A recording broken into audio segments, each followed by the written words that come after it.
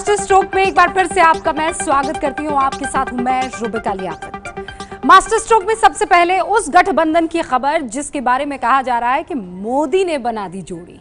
अब इसे डर कहिए, राजनीति कहिए, इसे मौके की नजाकत कहिए या फिर मौका परस्ती कहिए, राजनीति में सब कुछ जायज है। और अभी तो ये तस्वीर भी। इस मौके की तारीख और टाइमिंग तय हो गई है 12 जनवरी दोपहर 12 बजे, यानी कल 25 साल बाद भारत की राजनीति में ये मौका आ रहा है। और बीजेपी चाहे इसे कितना भी खारिज करने की कोशिश करे, लेकिन मायावती और अखिलेश का साथ मुश्किल तो उनके लिए खड़ी करने ही वाला है।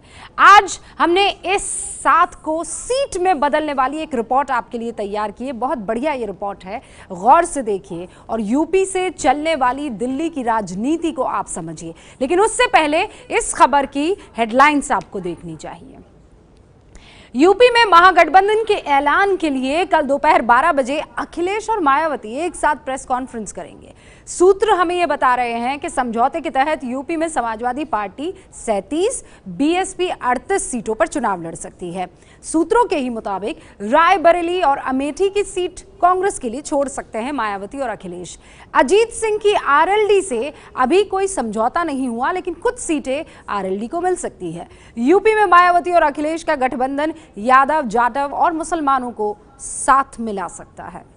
नारी के सम्मान में बहन जी आप संघर्ष करो।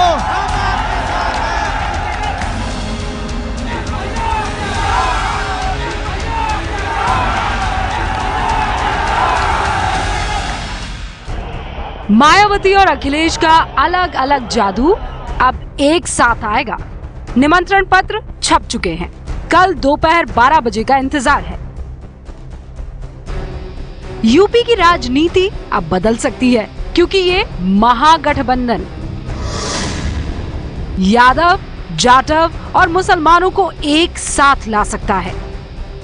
यूपी की 80 में करीब 33 लोकसभा सीटों पर असर डाल सकता है। उत्तर प्रदेश में करीब 40% एससी और मुसलमान आबादी है। यानी मायावती और अखिलेश का गठजोड़ बीजेपी के लिए मुसीबत बन सकता है। रही सही मुश्किलें बढ़ाएंगे आरएलडी नेता अजीत सिंह, जिनका पश्चिमी उत्तर प्रदेश की कुछ सीटों पर जबरदस्त प्रभाव है। हालांकि मायावती उन्हें यूपी में 3 सीटों से ज्यादा देना नहीं चाहती, वो 6 सीटें चाहते हैं। अखिलेश जी से मीटिंग हुई थी और महागठबंधन में हम शामिल हैं। 2 सीट बताया जा रहा है कि आरएलडी को दी जा रही है। अभी सीटों की बातचीत नहीं हुई। आप कितनी प्रतीक्षा कर रहे हैं कि लड़ेंगे? अभी जब सीटों की बातचीत हम जो गठबंधन के साथी उनसे करेंगे। सूत्रों की माने तो मथुरा, बागपत, मुजफ्फरनगर की सीटें आरएलडी को मिल सकती है। 37 सीटें समाजवादी पार्टी और 38 सीटें बीएसपी को मिल सकती है। रायबरेली और अमेठी की सीट कांग्रेस के लिए छोड़ी जा सकती है। यानी कांग्रेस गठबंधन का हिस्सा नहीं बनेगी और कांग्रेस इसके संकेत दे भी चुकी है। कुछ पार्टियां चुनाव के पहले आएगी साथ में, कुछ पार्टी चुनाव के बाद में आएगी, पर आके रहेगी और गठबंधन बन के रहेगा। और अगली सरकार मोदी जी की नहीं बने, ये सुनिश्चित करके रहेंगे, ये मैं कह सकता हूँ आपको।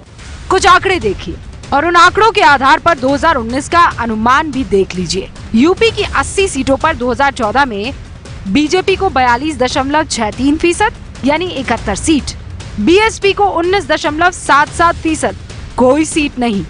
समाजवादी पार्टी को 22.35%, 5 सीटें। आरएलडी को 0.86%, कोई सीट नहीं। इन वोटों को सीट में बदला जाए और 2019 का अनुमान लगाया जाए तो बीजेपी को 36 सीटें मिल सकती है।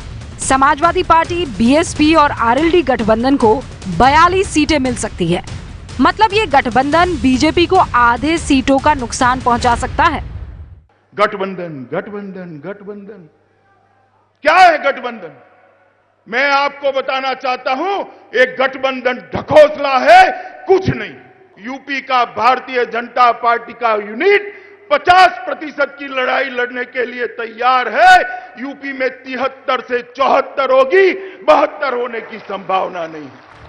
अखिलेश यादव चुनावी मोड में आ गए हैं। कन्नौज में आज उन्होंने ट्विटर चौपाल भी की। विकास में हम समाजवादी लोग आगे हैं, लेकिन अपनी गिनती कैसे ठीक कर लें, गिनती ठीक करने के लिए लगातार समाजवादी लोग काम कर रहे हैं। और जब गिनती ठीक की तो हमारे लोगों को जानकारी होगी कि गोरखपुर का चुनाव जहां से मुख्यमंत्री चुन करके आते थे, वो चुनाव भी वो हार गए। मैंने कहा कि हम पे काम भी है, उपलब्धियां भी हैं, और किस तरीके से आगे चीजें ले जा सकते हैं वो भी समाजवादियों पर हैं। लेकिन हम पे ग्लू नहीं है चिपकाने का कुछ। आखिरकार वो ग्लू ढूंढ लिया हम लोगों ने, जिसका संकोच करते थे। इसे गिनती ठीक की है, हम किसी के खिलाफ नहीं है। भारतीय जनता पार्टी ने जो गिनती ठीक करना सिखाया, उसी रास्ते पर चल करके हम समाजवादियों ने अपनी गिनती ठीक कर ली। नेताजी की, हमारी डिम्पल की एक बार सीबीआई जांच पहले भी हो चुकी है। जांच एक बार कांग्रेस करवा चुकी है पूरी। तो हम कांग्रेस के लोगों को धन्यवाद देना चाहते हैं कि उन्होंने कम से कम हमारे कागज ठीक करवा दिए थे। और अब बीजेपी फिर कह रही है कि सीबीआई जांच होगी। हम तो कह रहे हैं कि हमारे कन्नौज वाले जानते हैं गंगा से कौन बालू निकाल रहा है, जरा इसकी सीबीआई जांच कर दो। माया अखिलेश का गठबंधन 25 साल पुराने करिश्मे को दोहरा सकता है, जब बीजेपी को रोकने के लिए मुलायम सिंह और कांशीराम ने हाथ मिलाकर सरकार बनाई थी और नारा दिया था, मिले मुलायम कांशीराम, हवा में उड़ गए जय श्री राम। तो समाजवादी पार्टी और बहुजन समाज पार्टी के बीच दोस्ताना पार्ट 2 शुरू होने वाला है। मैं दोस्ताना पार्ट 2 इसलिए कह रही हूं क्योंकि इससे पहले पार्ट 1 था, तो वो खत्म क्यों हुआ? ये 25 साल पुरानी बात है और इन 25 सालों में दोस्ती तो दूर, दोनों के बीच दुश्मनी ऐसी थी, यकीन मानिए मायावती मुलायम सिंह का नाम लेने से भड़क जाती थी और मुलायम सिंह मायावती का नाम लेना तक पसंद नहीं करते थे। रिवाइंड मोड में आपके लिए मास्टर स्ट्रोक की ये स्पेशल रिपोर्ट। हमारी बुआ से सावधान रहना। सपा सरकार के मुखिया ने विकास का बहुत काम किया है, तो फिर उनको गठबंधन की जरूरत क्यों पड़ रही है? बहुजन समाज पार्टी में टिकट तो पैसे से मिलती। ये आपने जो सुना, ये उन दिनों की बात है। कल के संकेत तो 23 मई 2018 को इन तस्वीरों में मिल गए थे।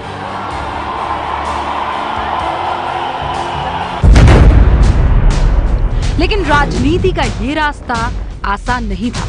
थोड़ा पीछे चलिए और लालू यादव की सलाह और मायावती के फैसले को सुनिए। इस समारोह के माध्यम से मायावती और माननीय मुलायम सिंह से अपील है कि आप जल्दी आप लोग ही महागठबंधन करिए। उस समय श्री मुलायम सिंह यादव उत्तर प्रदेश के मुख्यमंत्री थे और मेरे ऊपर जो जानलेवा हमला कराया, तो यदि यही हमला श्री लालू प्रसाद यादव की बहन बेटी के साथ होता, तो मैं समझती हूँ वो कभी एडवाइस नहीं देता श्री मुलायम सिंह यादव के साथ जाना चाहिए।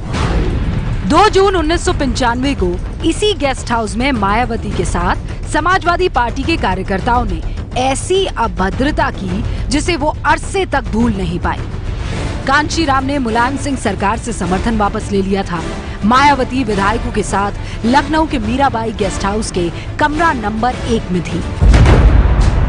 अचानक समाजवादी पार्टी समर्थक गेस्ट हाउस में घुस आए, मायावती से अभद्रता की, अपशब्द कहे। खुद को बचाने के लिए मायावती कमरे में बंद हो गई। ये जख्म वो सालों तक नहीं भूल पाई। जब जब दोस्ती की बात आई तो जख्म हरे हो गए। उस समय श्री मुलायम सिंह यादव उत्तर प्रदेश के मुख्यमंत्री थे और मेरे ऊपर जो जानलेवा हमला कराया, तो यदि यही हमला श्री लालू प्रसाद यादव की बहन बेटी के साथ होता, तो मैं समझती हूँ वो कभी एडवाइस नहीं देता श्री मुलायम सिंह यादव के साथ जाना चाहिए। मुलायम सिंह तो मायावती का नाम तक लेने से बचते रहे। जिसका नाम ले रहे हैं उसका नाम नहीं लेता हूँ, उनके बारे में कभी बोला नहीं। समाजवादी पार्टी के अखिलेश युग में दोनों अब साथ आ रहे हैं, लेकिन उस वक्त को बीते बहुत दिन नहीं हुए जब अखिलेश और मायावती एक दूसरे को पानी पी पी कर कोसते थे। बुआ कह रही है कि अब हम विपक्ष में बैठेंगे, सत्ता में नहीं आएंगे। ये तो जनता ने पहले ही फैसला कर दिया। उत्तर प्रदेश में सपा के नेतृत्व में सरकार बनी है, तो वहाँ हर प्रकार का क्राइम बढ़ा है। पत्थर वाली सरकार वाला सुना है उनकी भी भाषा बदल गई है और उनकी भाषा में अब कहने लगी हैं कि अब की सरकार बनी तो हम न मूर्ति लगाएंगे न स्मारक बनाएंगे, विकास करेंगे हम तो पूछना चाहते हैं, आपका लखनऊ का विकास तो हमने देखा है। लखनऊ में जो हाथी लगाए पत्थर के बड़े बड़े, वो 9 साल से हम देख रहे हैं वैसे के वैसे खड़े हैं।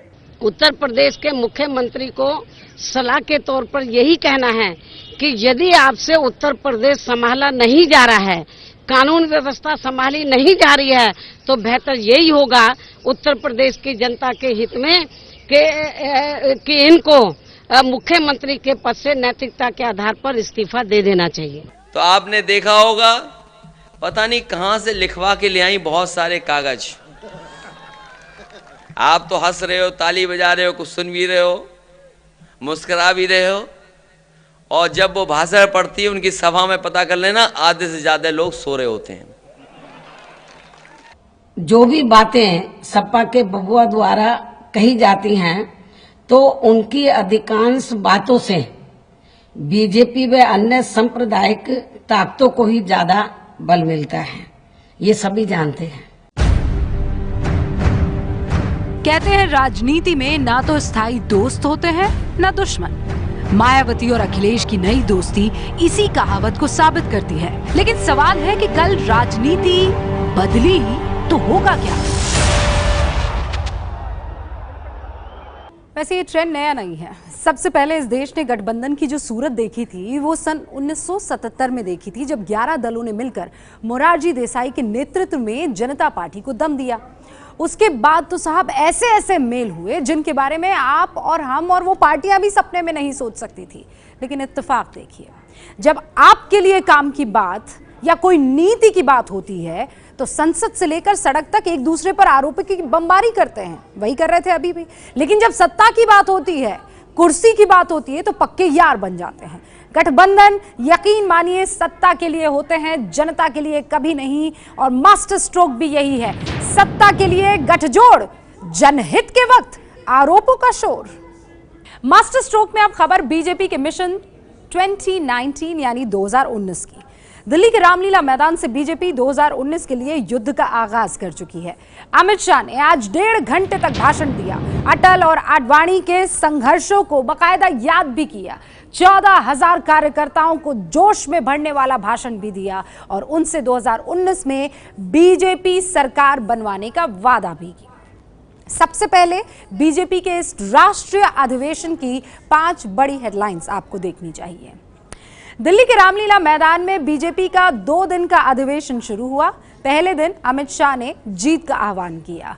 अमित शाह ने कहा कि 2019 का चुनाव जीतना बहुत जरूरी है, ये भारत के विकास और पार्टी के विस्तार का चुनाव है। अधिवेशन के उद्घाटन भाषण में अमित शाह ने फिर दोहराया मंदिर का वादा, कहा कांग्रेस रोड़े अटका रही है। अमित शाह ने यूपी में समाजवादी पार्टी और बीएसपी गठबंधन पर भी निशाना साधा, कहा यूपी में बीजेपी की पहले से बड़ी जीत होने वाली है। रफाल को लेकर राहुल पर पलटवार किया, कहा बिना आधार आरोप लगाने वाले कभी नहीं टिकेंगे।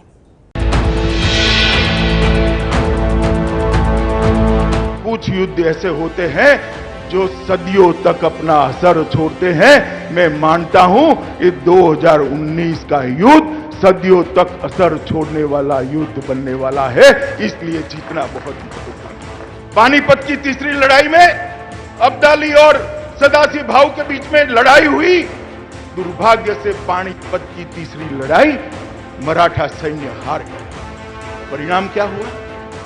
सिर्फ एक युद्ध नहीं हारे, 131 युद्ध जीतने वाली मराठा सेना एक युद्ध हार गई। देश 200 साल तक गुलामी की खप्पर में धंस गया। 200 साल तक अंग्रेजों ने हम पर राज किया। ये निर्णायक युद्ध था। ये निर्णायक युद्ध हारने के साथ देश की जनता को 200 साल और गुलामी में रहना पड़ा। मित्रों, आज ऐसी ही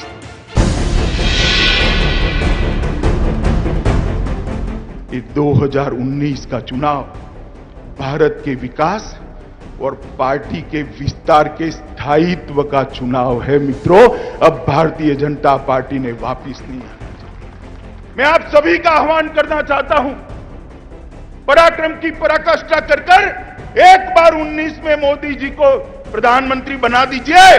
दक्षिण सिर्फ छूट गया है, केरल तक भारतीय जनता पार्टी का झंडा फहराने का काम अपने जीवन काल के अंदर ही समाप्त हो।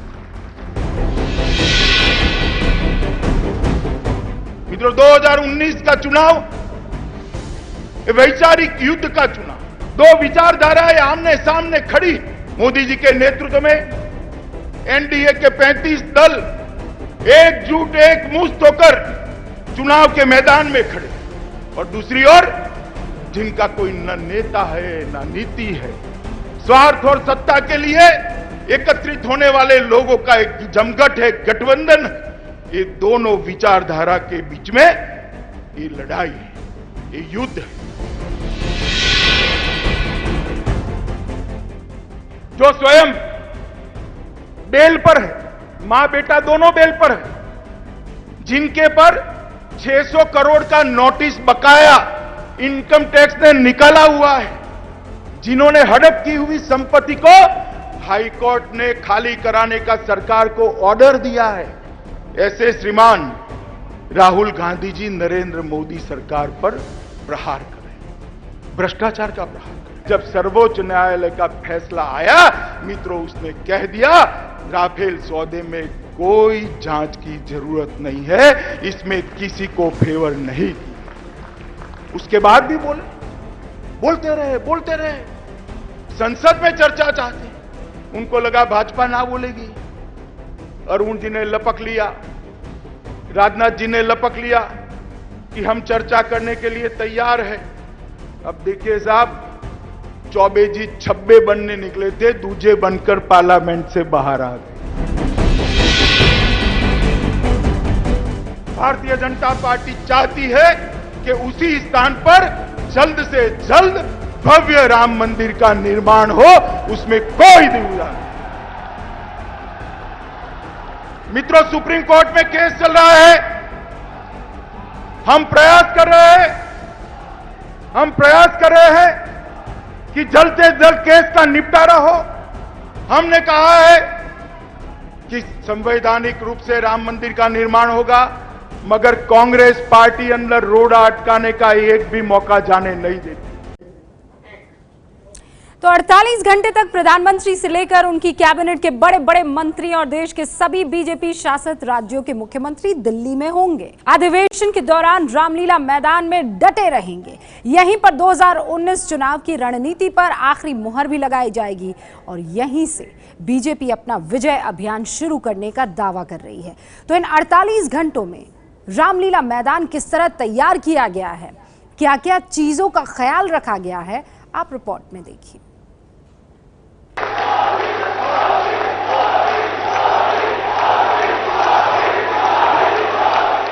दुनिया की सबसे बड़ी पार्टी की सबसे बड़ी बैठक, किसान मजदूर युवा की जय जयकार, भारत मांगे फिर मोदी सरकार, और वो भी सबसे बड़े चुनाव के ठीक पहले की बार। ये है दिल्ली का रामलीला मैदान, जहां से बीजेपी ने आज से मिशन 2019 की औपचारिक शुरुआत कर दी।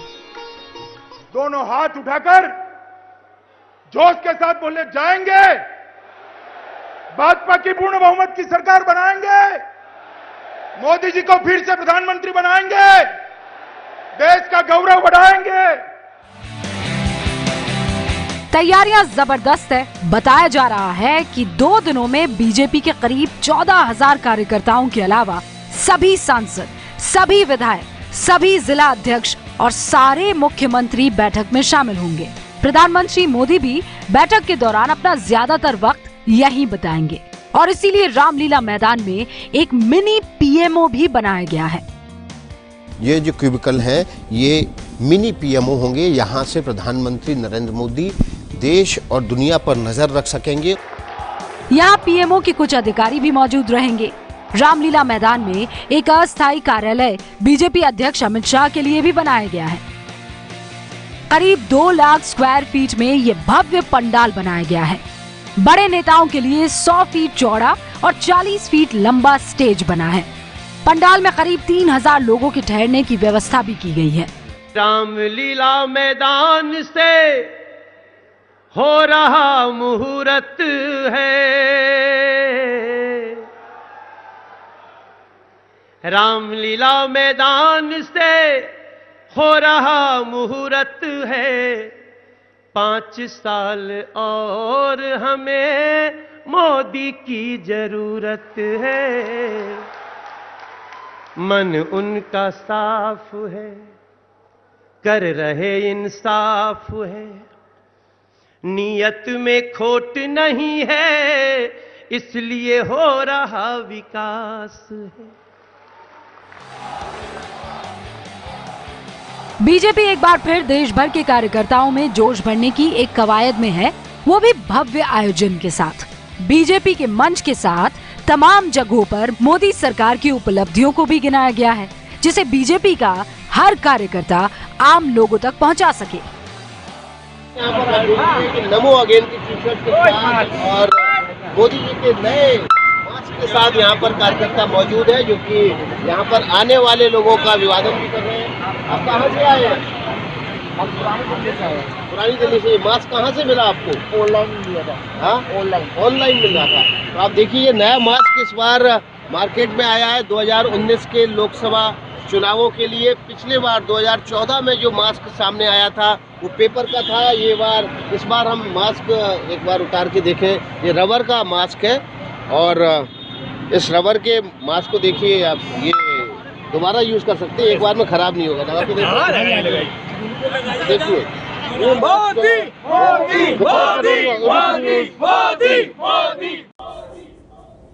मास्टर स्ट्रोक से पहले आपको ये बता दूं कि कल शनिवार है, यानी छुट्टी का दिन है, और अगर आप दिल्ली में हैं तो इन इलाकों से प्लीज़ परहेज़ कीजिएगा। ITO है, दिल्ली गेट है, राजघाट है, दरियागंज है, आसफ अली रोड है, Minto road, Connaught place, Paharganj, ये यहाँ पर जाम लग सकता है, और ख़ासतौर शाम के वक्त। इसीलिए प्लीज़ ये जो पिकनिक वाला आपका आइडिया है उसे कल के लिए आप छोड़ दीजिए। बीजेपी के नेताओं के लिए मास्टर स्ट्रोक क्या है? जमावड़ा उनका ये बताता है कि बीजेपी का अधिवेशन नहीं, सत्ता में वापस आओ मिशन है ये।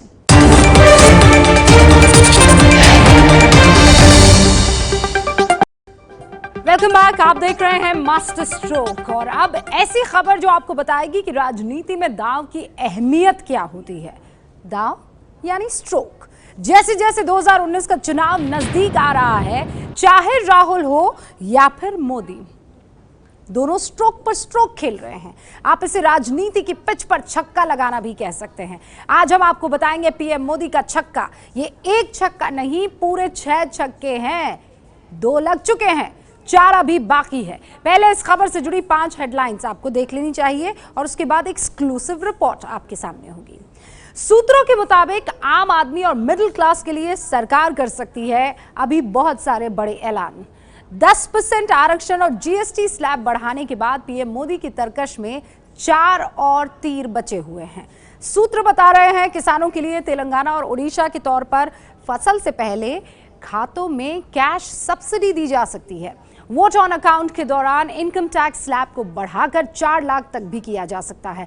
सूत्रों के मुताबिक मजदूर वर्ग के लिए लेबर कोड बिल तैयार हो रहा है। PF और ESI की सुविधा उसमें मिल सकती है। अब देखिए एक्सक्लूसिव स्टोरी। क्रिकेट में छक्का स्लॉग ओवर में लगता है, मालूम है ना आपको? जब मैच क्लोज होता है तो छक्का लगता है। तो अगर आपको उसी पर परेशानी है तो ये पहला छक्का नहीं है, और छक्के आने वाले हैं। That's huge. That is a biggie. It's out of here. Slog over के जिस सेक्टर की बात कानून मंत्री ने की थी, उसका लगना शुरू हो चुका है। वो विकास के लिए आएंगे, बदलाव के लिए आएंगे, ट्रांसफॉर्मेशन के लिए आएंगे। मोदी सरकार 1 नहीं, 2 नहीं, 3 नहीं, पूरे 6 छक्के लगाने वाली है, और अंदाज कुछ ऐसा ही होगा। स्टेडियम में बैठकर के क्रिकेट का मैच देखते हैं तो बहुत पता नहीं चलता है कि बॉल कहाँ गया, लेकिन दूर घर में बैठकर के टीवी पे देखते हैं, हर चीज का पता रहता है। बॉल कहाँ गया, बॉलर कहाँ गया, बैट्समैन कहाँ खड़ा है, उसका पैर कहाँ है, सब पता चलता है। 2019 को टारगेट करते हुए मोदी ने 2 छक्के लगा दिए हैं। पहला 10% रिजर्वेशन वाला छक्का,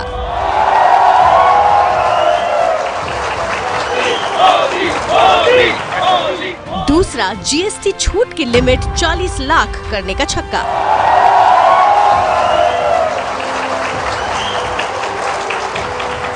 दो छक्के लग गए, अब तीसरे की तैयारी है। सूत्रों के मुताबिक तीसरा छक्का किसानों के नाम होगा।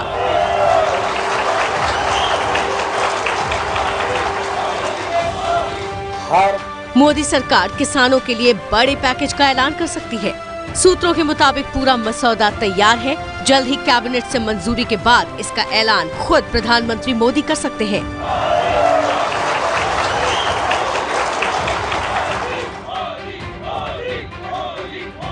जानकारी के मुताबिक तेलंगाना और उड़ीसा में चल रही योजना को मिलाकर नई योजना तैयार की गई है।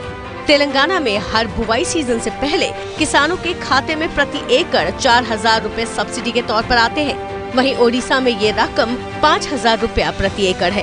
तो देश भर के किसानों के खाते में मोदी सरकार 4 से 5,000 के बीच में जमा करा सकती है।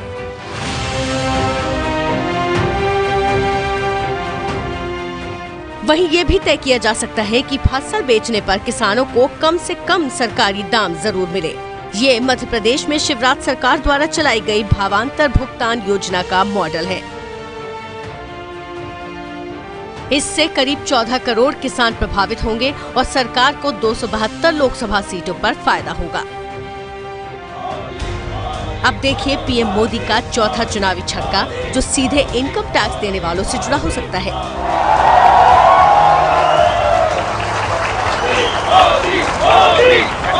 8 लाख में आप कहते हो कि 8 लाख से जो कम होगा वो गरीबी रेखा में आएगा, तो आप वो भी इनकम टैक्स लिमिट 2.5 से 8 लाख कर दीजिए ना, बजट में कर दीजिए। 6 more. That's huge. That is a biggie. It's out of here. It's 4 in a row. Congress सांसद कपिल सिब्बल ने ये गुगली फेंकी थी। सूत्रों के मुताबिक सरकार इसी बॉल पर छक्का लगा सकती है। तो ये पहला छक्का नहीं है, और छक्के आने वाले हैं। 6 more. 1 फरवरी को मोदी सरकार अपना वोट ऑन अकाउंट पेश करेगी। उसमें मिडिल क्लास को बड़ी राहत मिल सकती है। 4 लाख तक की आमदनी पर इनकम टैक्स से छूट मिल सकती है। यानी देश के 1 करोड़ 86 लाख लोग इस फैसले से सीधे प्रभावित होंगे। 2019 चुनाव से पहले गरीबों को साधने के लिए मोदी सरकार और 2 बड़े फैसले कर सकती है। यानी 5वां छक्का उज्ज्वला योजना को हो सकता है। उज्ज्वला योजना में लोगों को दूसरे सिलेंडर मिलने की शिकायत है। सामान्य लोग साल में 7 सिलेंडर इस्तेमाल करते हैं, तो उज्ज्वला लाभार्थी सिर्फ 3.8 सिलेंडर इस्तेमाल कर पाते हैं। ऐसे में सरकार साल में 3 सिलेंडर तक मुफ्त देने का ऐलान कर सकती है। इस ऐलान से करीब 8 करोड़ परिवारों को फायदा होगा। अब देखिए वो छठा सिक्सर जिससे मोदी सरकार देश के लाखों लोगों को साधेगी।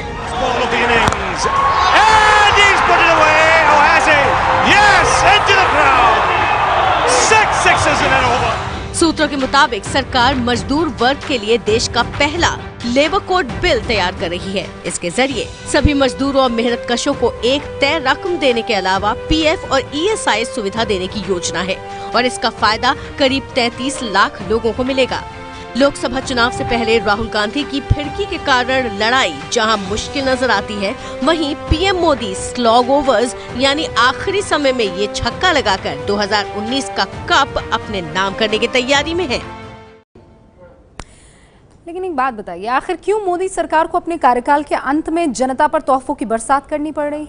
शुरू से लेकर अब तक, नोटबंदी से लेकर सर्जिकल स्ट्राइक तक, सिर्फ और सिर्फ कड़े और स्ट्रॉन्ग फैसले लेने वाले पीएम को आरक्षण और सब्सिडी का ऐलान क्यों करना पड़ रहा है? मास्टर स्ट्रोक एक सवाल है जो आपके लिए यानी जनता के लिए भी है और सरकार के लिए भी है। देश कड़े फैसले से अगर चलता है तो फिर वोट घोषणाओं पर ही क्यों मिलता है?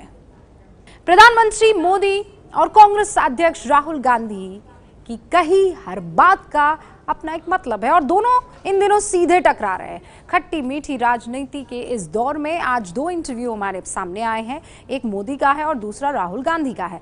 प्रधानमंत्री मोदी ने एक फेसबुक ग्रुप को ये इंटरव्यू दिया है और बहुत सारी इमोशनल बातें कही हैं, जबकि राहुल ने गल्फ न्यूज़ को इंटरव्यू दिया जिसमें राजनीति से लेकर भावी रणनीति पर जवाब दिया और छोटा सा एक पैकेज आपके लिए कंपाइल करके इस इंटरव्यू का आपके सामने रख रहे हैं। प्रधानमंत्री नरेंद्र मोदी और कांग्रेस अध्यक्ष राहुल गांधी के बीच जुबानी जंग अब बंद नहीं होगी, लेकिन इस चुनावी मौसम में नरेंद्र मोदी और राहुल गांधी के 2 ऐसे इंटरव्यू आए हैं जिनमें उनके मन की वो बात दिखी जो दोनों नहीं कहते। राहुल ने गल्फ न्यूज को इंटरव्यू दिया है तो मोदी ने Facebook group humans of Bombay को। मोदी का इंटरव्यू इमोशनल है तो राहुल का घाटी पॉलिटिकल। हमने दोनों इंटरव्यूज की खास बातों को आपके लिए निकाला है। प्रधानमंत्री नरेंद्र मोदी संघर्ष के दिनों को याद करते हुए कहते हैं, मेरे परिवार के 8 लोग 40 बाई 12 फीट के कमरे में रहते थे। ये छोटा सा घर था पर हमारे लिए पर्याप्त था। हमारे दिन की शुरुआत सुबह 5 बजे होती थी। राहुल गांधी ने मोदी पर ही निशाना साधा और कहा, श्री नरेंद्र मोदी ये नहीं देखते कि हमें कितना दर्द मिला। हर चीज के 2 पहलू होते हैं। मोदी जी के भी कई फायदे और नुकसान हैं। उन्होंने मुझे सबसे बड़ा सबक ये दिया है कि अब मैं सुनता हूँ, काफी गहराई से सुनता हूँ।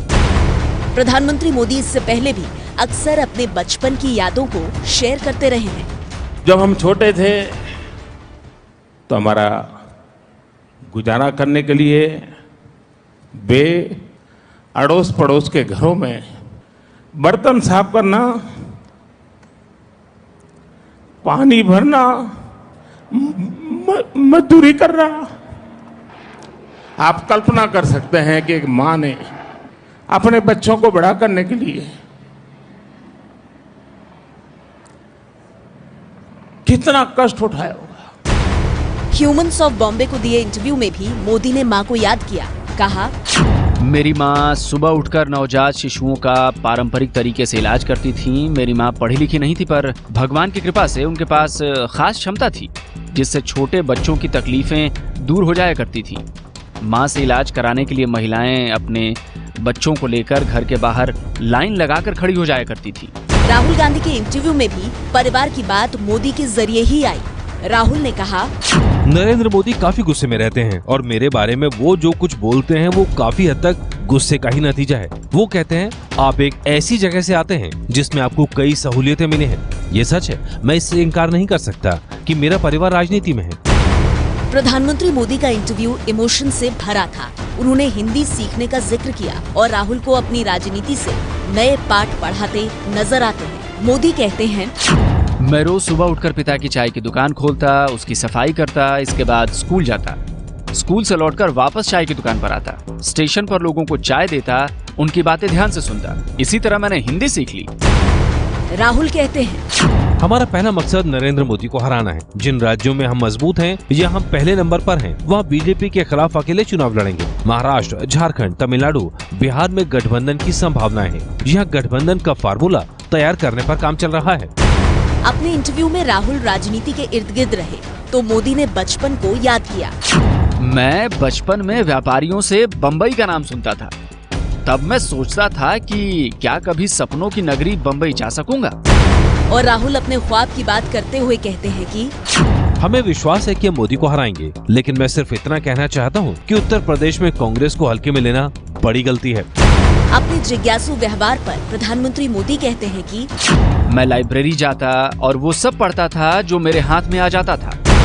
राहुल ने खुद को पप्पू बुलाने पर कहा कि मैं इससे विचलित नहीं होता। मैं विरोधियों के आक्रमण का स्वागत करता हूँ और इससे कुछ सीखता हूँ। नरेंद्र मोदी संघ से जुड़ने का वाकया बताते हुए कहते हैं, मैं सिर्फ 8 साल का था जब मैं आरएसएस की शाखा में गया था और 9 साल की उम्र में मैं उस मिशन से जुड़ गया जो दूसरों की बेहतरी के लिए चलाया जा रहा था। राहुल अपने नए मिशन के बारे में कहते हैं, हम सभी विपक्षी पार्टियों को साथ लाने का प्रयास कर रहे हैं। राहुल गांधी का पूरा इंटरव्यू मोदी सरकार पर आक्रमण है। उन्होंने अर्थव्यवस्था से लेकर नौकरियां जाने तक का सवाल उठाया। संवैधानिक संस्थाओं से लेकर अल्पसंख्यकों के असुरक्षित होने पर बात की। लेकिन अपने जीवन संघर्ष पर नरेंद्र मोदी ने कहा, अगर आप मुझसे पूछेंगे कि मेरा संघर्ष क्या रहा तो मैं यही जवाब दूंगा कि कुछ नहीं, क्योंकि मैं जहां से आया वहां कुछ नहीं था। जबकि राहुल गांधी ने शादी के सवाल पर कहा कि फिलहाल हम वैचारिक लड़ाई लड़ रहे हैं और मेरा एकमात्र लक्ष्य ये है कि मोदी और संघ देश की संस्थाओं पर काबिज न रह सके।